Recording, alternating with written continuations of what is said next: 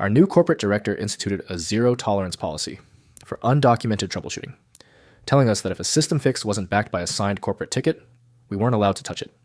So when the entire main database cluster began throwing massive corruption errors on a Friday afternoon, I did exactly what I was ordered to do. I closed my laptop, went home, and let the company's client architecture completely implode. I work as a database administrator for a SaaS provider handling live inventory data for hundreds of e-commerce clients. Because our software stack is pretty fragile, the dev team used to jump on any system bugs the second they popped up in our chat alerts. It was informal, fast, and kept our uptime near perfection. Then our department got inherited by a guy named Phil. Phil was a classic metrics over meaning manager. He hated that we solved problems without a paper trail because it meant he couldn't track our productivity on his colorful charts. He called an all-hands meeting and laid down the new law.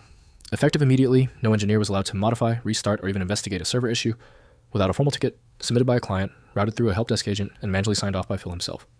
We tried to explain that live data corruption spreads exponentially if left alone, but he literally put up his hand and said, if it's important, a ticket will find its way through the proper channels. Fast forward to a Friday afternoon at roughly 4:30 p.m. I'm getting ready to head out when my terminal starts lighting up like a Christmas tree. One of our primary data nodes was experiencing a severe write cache synchronization failure. In plain English, the database was actively scrambling the data it was trying to save.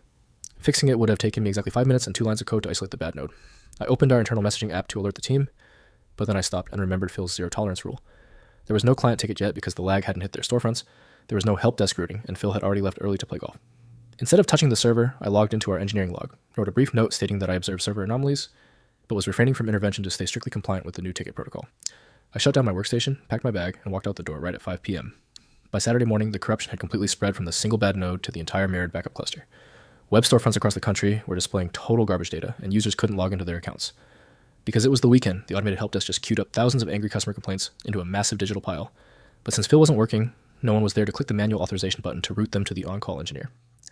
When we walked in on Monday, it was an absolute slaughterhouse.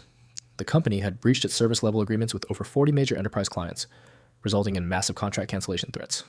Phil was in the server room sweating through his shirt, demanding to know why the team hadn't logged in over the weekend to save the database. I quietly pointed him to his own pinned policy memo on the bulletin board and my log entry from Friday afternoon. The look of sheer realization on his face was beautiful. Corporate completely stripped Phil of his technical authority by the end of the day, turning his position into a glorified administrative assistant role where he can't touch our workflows. Our engineering team went back to fixing things our own way. Turns out forcing data engineers to follow a bureaucratic checklist is a fantastic way to corrupt your entire business.